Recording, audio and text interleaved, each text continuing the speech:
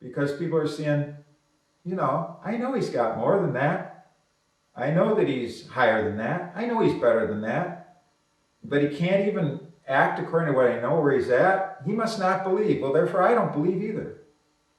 And it is that disbelief which produces the evil. Ashradatana purusha. Dharmasyasya parantapa. Aprapyamam nivartante. Mrityu sansara vartmani. Mrityu, death.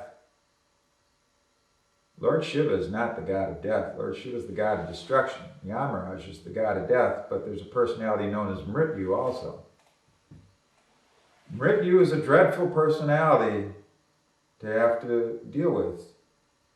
Devotees don't have to deal with Mrityu because they don't die in that way. Because that's what's called transcending death, means you're not obligated to have to meet Mrityu. Whereas the conditioned souls must meet Mrityu. Ashradatana purusha. If there's no faith, a person who's faithless, he might be a so-called good person, a so-called ethical person, a so-called moral person, etc. Of course, in the clutch, there's going to be no ethics and no morality, for certain. But on the superficial, when things are going good, apparently a good guy, ethical, nice guy, all that stuff. Moral, but really not. Dharmasyasya, he doesn't follow dharma. Ashradatana purusha, dharmasyasya, aprapyamam nivartante. He's not going to attain me. Mrityu sansara vartmani, he's going to attain Mrityu, death, and sansara vartmani, he's going to return to that path of samsara. He's going to be on that path of samsara. Repeated birth and death. So acting above or acting below adhikar. We have to keep improving our adhikar. Little by little. It's a gradual process, Bhaktivinoda Thakur says. Nice gradual cleansing of the heart process. You get your opportunities. When opportunity knocks, be there. Keep going up. So does that answer that question? Yes, thank you very much. Another question along the same line. At the time Srila Prabhupada left the world, the Krishna Conscious Movement was quite a large organization. Thousands of initiated disciples of Srila Prabhupada, and there was hundreds, if not thousands, of new devotees in the pipeline. So the question, so I'll come back to that question.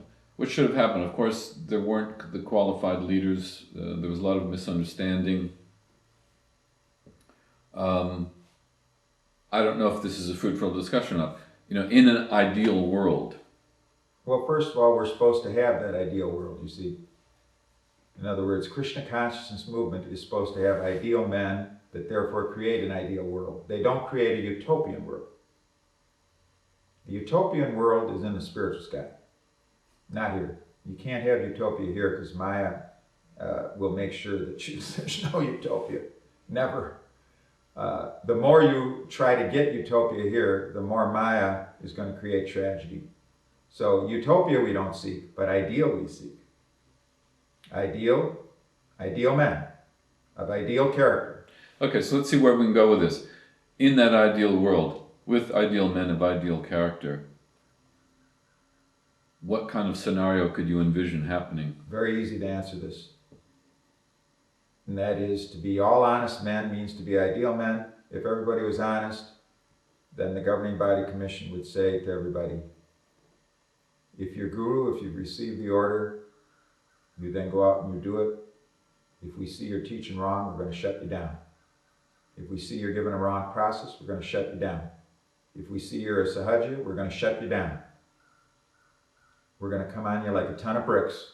But as long as whatever you're doing is verified by Guru, Sadhu, Shastra, by Prabhupada's direct orders, and we see that nobody is a sahaja in your group, that you're preaching against it, nobody's a Mayavad in your group, you're preaching against it, we see that you are not taking advantage of your power in order to seduce female disciples, we see that you're actually following the process and your disciples are following the process, we see all these things, keep going, very nice.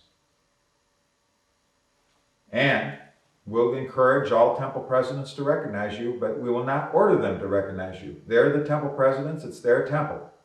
If they don't want to recognize you, fine, avoid those temples. There's plenty of temples. Make your own temples. But if a temple president wants to recognize you, fine. But we're not going to institutionalize Guru. We're never going to institutionalize Guru. That's one track. But another track has to be present for you in that track to be considered. Namely is that no Mahabhagavat imitators allowed. Instead, they did the diametrically opposite thing. Their job was to stop just that very same thing that they therefore empowered, encouraged, and institutionalized. And every temple president had to accept it. And every devotee serving in those temples had to accept it, or indirectly, or in many cases directly, was driven out, and certainly couldn't speak against it. The world was carved into zones, how ridiculous that is.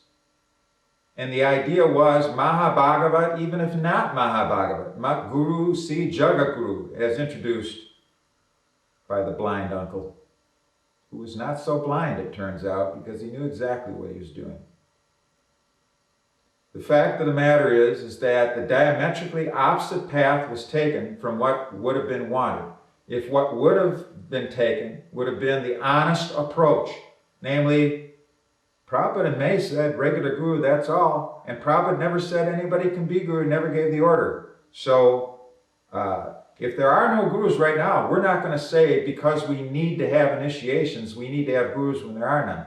We're going to say, time for everybody to hammer down, get serious on your Siddhanta, get serious on your sadhana, get serious about getting out of anartha. And if you get out of anartha, and if you're ordered by Prabhupada to be guru, if you're not on the generic thing, not on that Chaitanya Charitamrita that says everybody become guru, well, that means Bhakta Tam can walk into the temple and 2 days later can say, I just saw this verse, Lord Chaitanya just ordered me.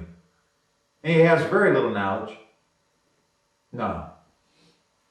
He's not been ordered. Not by that generic. If you've been specifically ordered.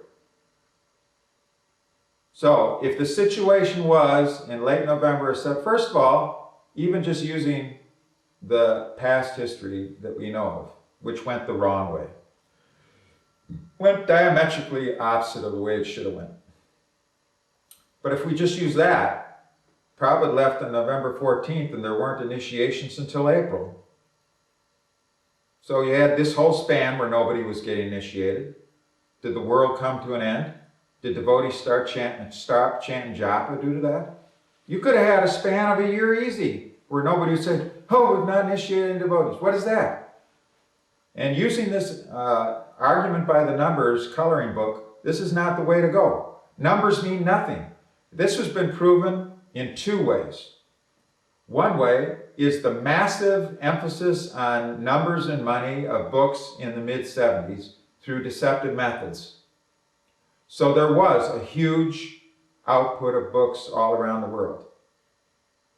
But if everything had been kept at a pace, say where it was at 71, 70, 72, and everything had stayed at the same pace through book distribution in devotional paraphernalia, and maybe had just little tiny modest increases each year of say 0.5%, or even 1/3%, where would we be at now in 2008?